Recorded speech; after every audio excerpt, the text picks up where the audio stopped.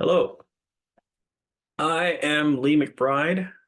I hold the title of Professor of Philosophy at the College of Worcester, a small liberal arts college in Ohio. I am the author of Ethics and Insurrection, a pragmatism for the oppressed.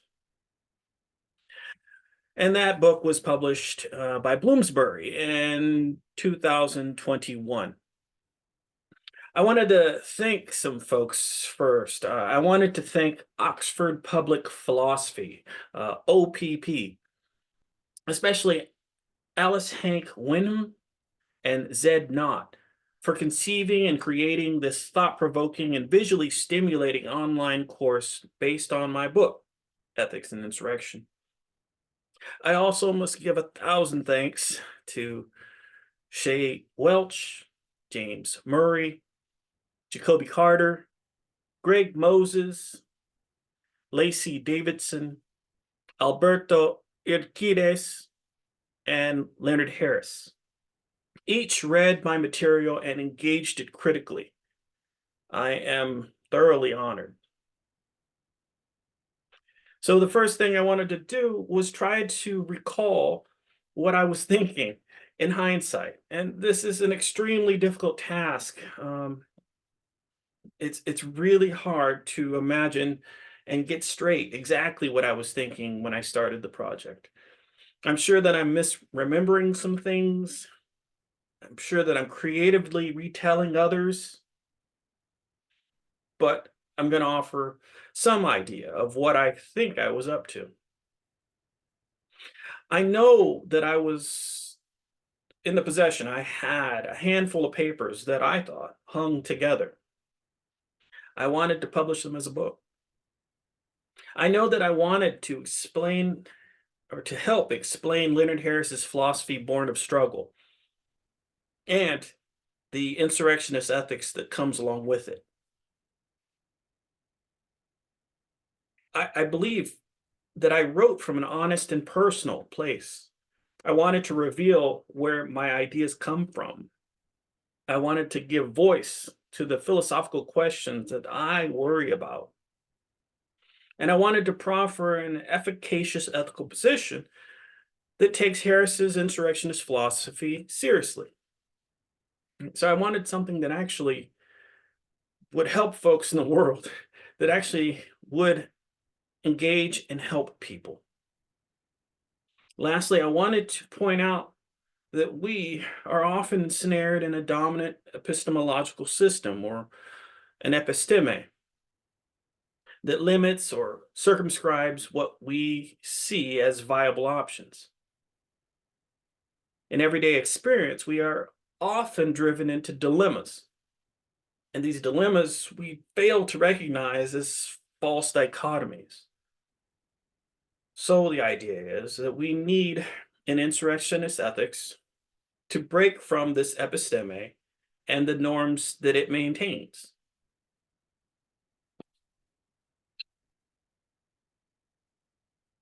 Let me try and share something.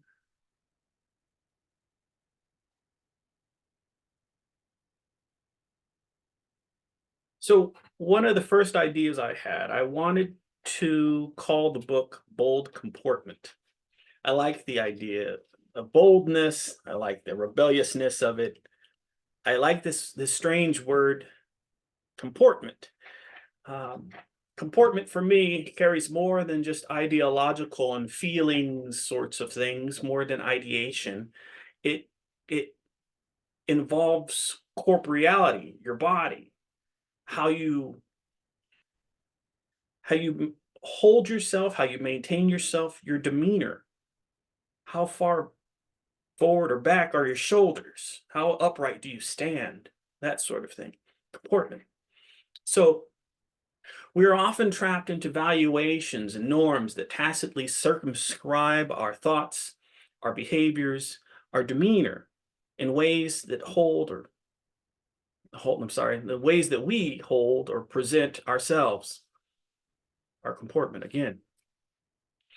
We are often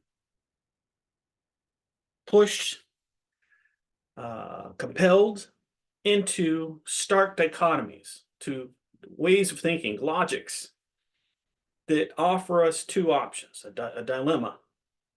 And so one that I often encounter is living in the United States. You are pushed to accept the United States and its democracy. And that might come with capitalism. It might come with disparities of those who have and those who do not have. But you're supposed to appreciate the democracy and all that it gives us. On the other hand, you have communism. You're offered communism in the brand and style that you would have seen back in the day of the USSR. And so you have totalitarianism, you have notions that you're never going to be able to own your own things, like your own t-shirt, uh, that it's going to be fascist, uh, something like that. And these are, it almost seems comical to raise it in this fashion, but I've actually had these discussions with people. Once you critique the United States, once you draw into question any aspect of it, if it's capitalism, if it's that our democracy has never really reached democracy or something like that, folks immediately want to toss at you, well, then you want us all to wear the same uniform and not be able to own anything, right? And so the point here is that we're often pushed into these, I would call them false dichotomies. And part of the deal in insurrectionist philosophy is to be able to break out of these dichotomies, right? That we don't have to choose one or the other here. There might be other options. We just don't see them. Another way to think is about civility versus chaos. So in chapter 3, I bring this up. I'm utilizing some imagery from Nietzsche, Friedrich Nietzsche. There's a camel spirit, and then there's a lion spirit, right? And so the camel is a weight-bearing creature that's sort of civil and understands its obligations and duties and does its work. On the other hand, you have the lion who is proud and tenacious and tears things up and breaks the bonds with the past. And so there's a sense that we should be camels. We should be civil creatures that take on our obligations and do our work, rather than something like a lion spirit that would just be out there destroying things and hurting people and destroying property, chaotic. Again, these are dichotomies that I don't think are necessarily the only two options, but people tend to think in these fashions, you one or the other. The next one, empathy. We are offered, particularly in a more recent ways in the discourse, that folks are supposed to be empathetic. Right? If we have problems, if there's injustice, we should have empathy for the other. One thing that I'm raising, and what you might already have noticed, is that I'm talking about insurrection. The notion of insurrection, the notion of rebellion that people hear when when anyone discusses insurrection, it's a scary, violent notion that is going to drown out all chances of empathy. And so again, I want to be careful. I might think that we do need rebelliousness, that we do need to change things to operate against norms, against authority. But that doesn't mean that we can't still have empathy. The question might be, for whom? Again, the idea here is that we want to break out of what has been given to us as something like, these are the two options you have. Pick one or the other. You have love or hatred. Right? You either give love to everyone in all cases, or you hate, and that's all you got. Another one that you see in chapter 5 is a discussion about race. What is race? You have on one hand racial realists who believe that race is a real thing. You can do that upon essential grounds, you can do that on biological grounds, you can do it on the idea that now it is an anthropologically true thing about certain groups of people that they have bound together, that they are related, and they come from a certain place, that the race is a real thing. On the other hand, you have folks who are called racial eliminativists. And these particular people think that race does not pick out anything in the world, that there are no races. And so the idea is that this is a metaphysical problem, right? We're ontologically speaking about things that don't exist. So stop it. That we should eliminate races because they do no good work. They don't pick out real things in the world. They don't discuss real groups.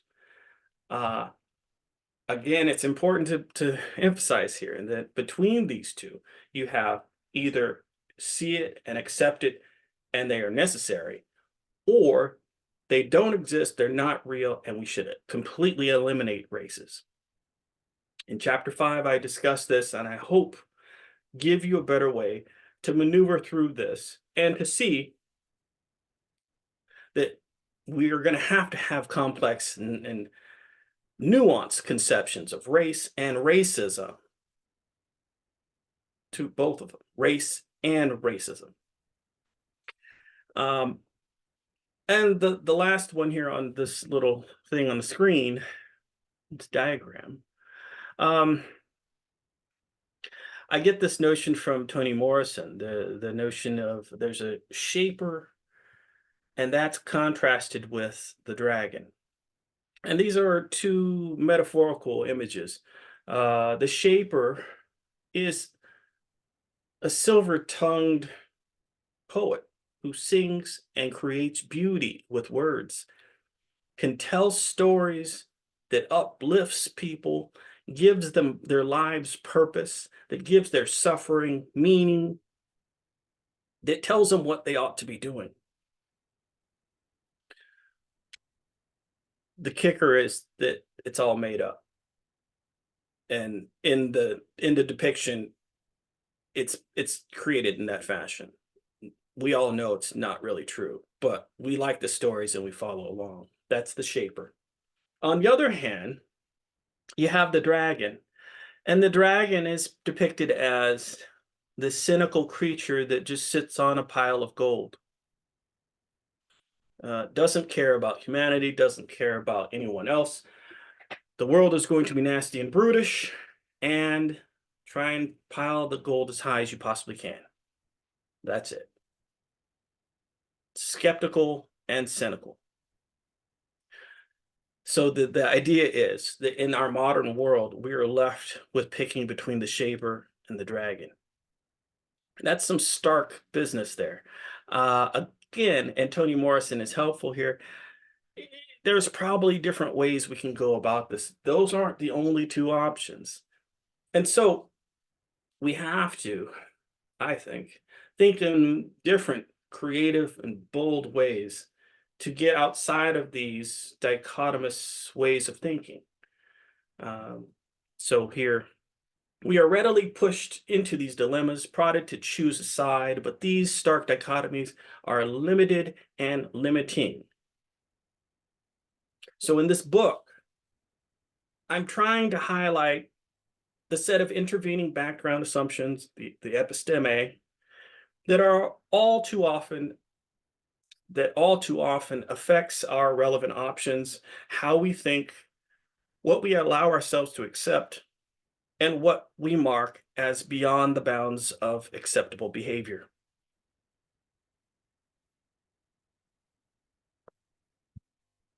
Okay, so moving on, I want to say a bit about the spirit, the insurrectionist ethos. It's important to bring up and discuss briefly, at least, the idea that this is largely dedicated and etched out for those who suffer oppression. It's in the subtitle of the book, and it's always been there for me, worrying about those people who have been denigrated, who have been oppressed, who have been subjected to immiseration. And so, what is this conception of oppression that I'm working with? It's important to get it out. So, here it is from the book. By oppression, I refer to a system of interrelated barriers and forces that conspire to reduce, immobilize, and mold people who are assigned to a denigrated group and thereby rendered subordinate to a dominant group. So that's on page 4 if you want to seek that out. A system of interrelated barriers and forces that conspires to reduce, immobilize, and mold people who are assigned to a denigrated group and thereby rendered subordinate. Right? That last bit is really important to hear and to take in. A lot of people worry about those who claim to be oppressed but are not really oppressed. People are worried about the January 6th folks. Are they oppressed? And so having this definition at very least offers us some way to sort of look into this case, look into the matters. Is this group the type of group or any of the group that has been subjected to barriers and forces that conspire to reduce and immobilize them as a people and have been made subordinate to some dominant group? Right? At very least, and we might want to argue about empirical evidence for this or that, or reasons why we would believe, but that's the sort of thing we should do if we're going to worry about who is or is not oppressed. It's not just how you feel about it. So the claim is something like some of us have been socialized to demur, to show humility and deference, while others are trained and awarded for being assertive, presumptuous. So I hope it's clear that I believe that those people who are oppressed are often, if not always, socialized to demur, to show humility and deference, while those in the dominant position, they're often trained and awarded for being arrogant, presumptuous, loud, and assertive. So here are a few examples, just a few. If you are a wage laborer, you typically learn to act a particular way in front of your supervisors. Right? Get your jobs done as fast as you possibly can. You try not to look up. You keep your head down. And you do your work quickly.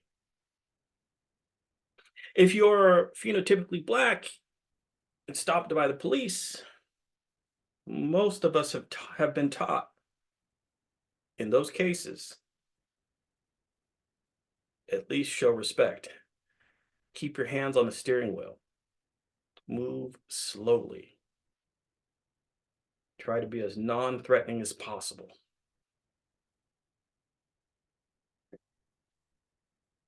So one thing that maybe you already gather is that for certain groups of people, they are instructed, trained, socialized into acting in certain ways so that harm doesn't come to them, so that there is no backlash for them stepping outside of their roles. One thing that I want to be clear is that these habitual modes of conduct are not necessary or inherent traits in particular groups of human beings. These are social patterns and ethical codes undergirded by norms and valuations that have unfortunately become customary, normal in our society.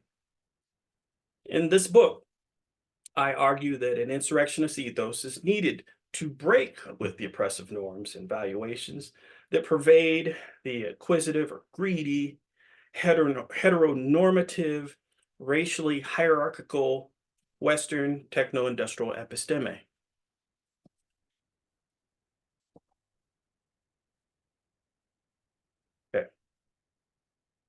And one last section.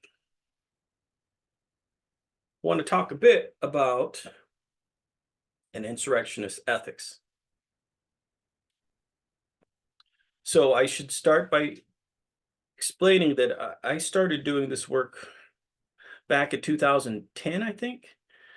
Uh, I didn't understand fully what Harris was talking about with this revolutionary stuff, with this insurrectionist ethics. I had learned a whole lot about pragmatism and democracy and uh, trying to come up with some new conception of liberalism, socialist liberalism, or something like that.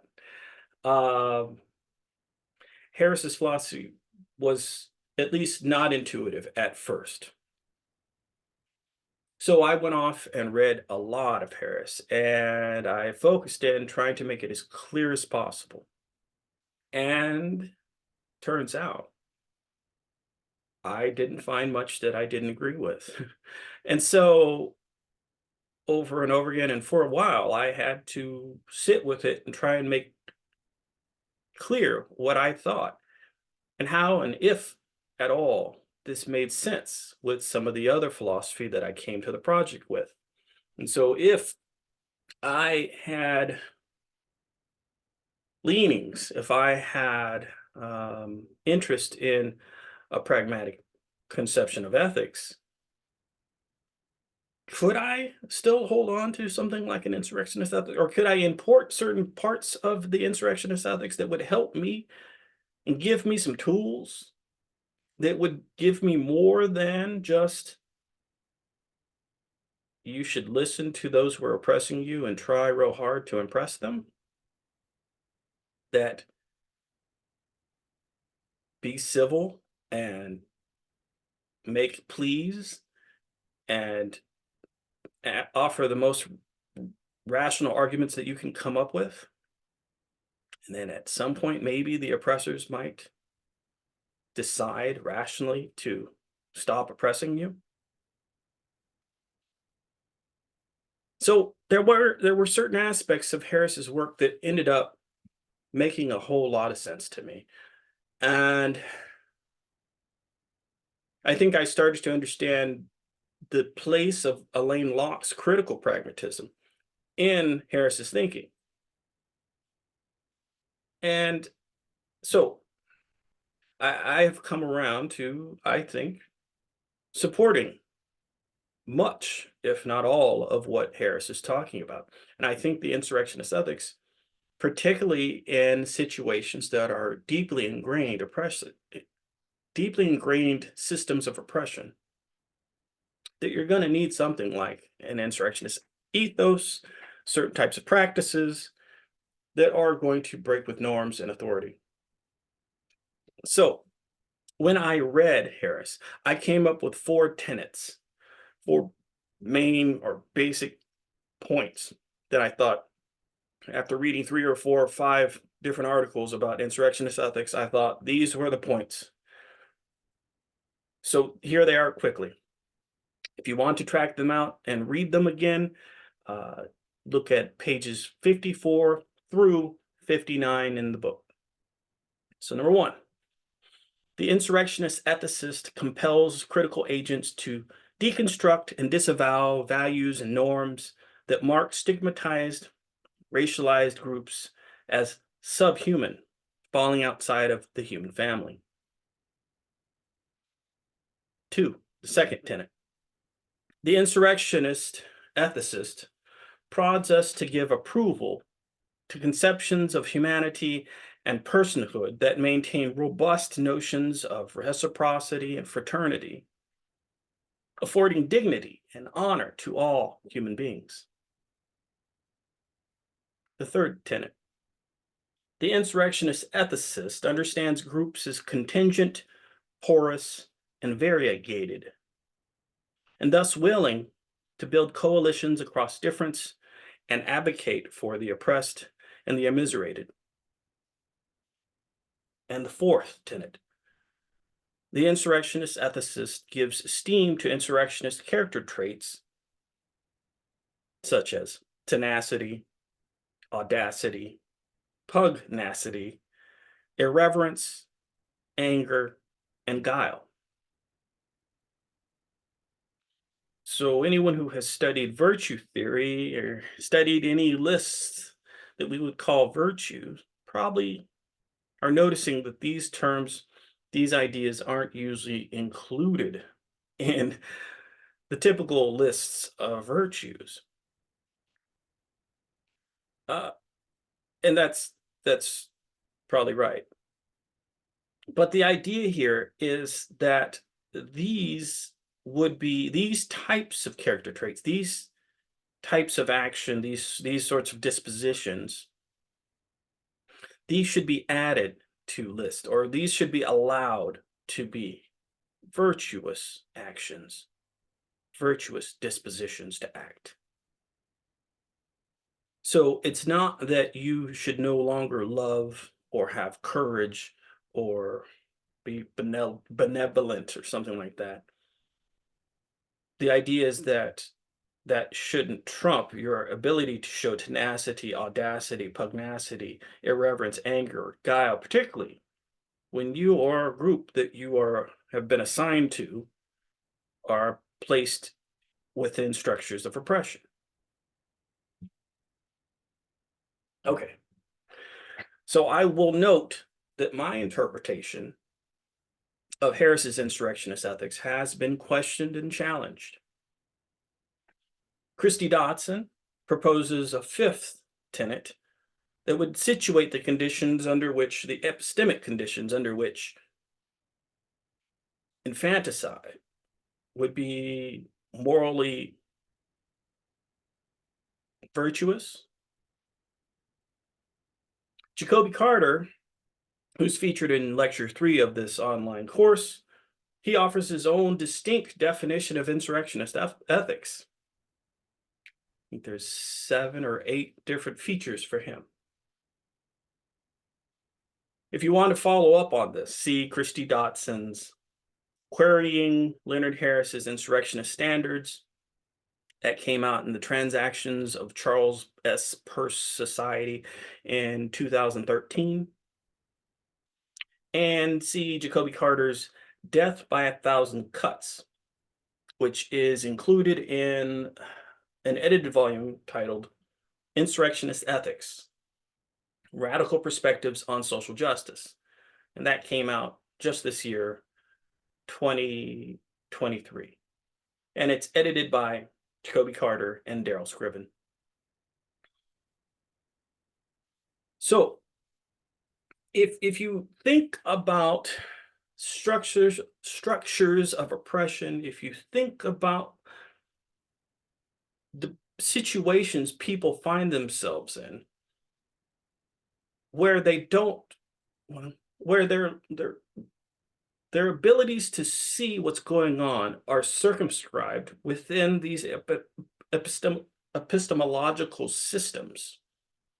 If we are compelled to think in these false dichotomies, and we're not allowed to think beyond them, or we're typically not allowed to think beyond them, the claim is that we're going to need to be rebellious against the norms and the conditions under which things normally happen. So the claim is something like this, the larger claim, the whole thing. Liberation from the pervasive oppressive snares, the logics, the epistemological system, the material conditions will require bold insurrectionist comportment. And I think I will end it there. Again, I want to thank everyone who took part in this online course. I want to thank those who spent the time to read the piece and to actually give notes and ask questions about it. It's a complete honor to have people work on my writing. So thanks again. Take care.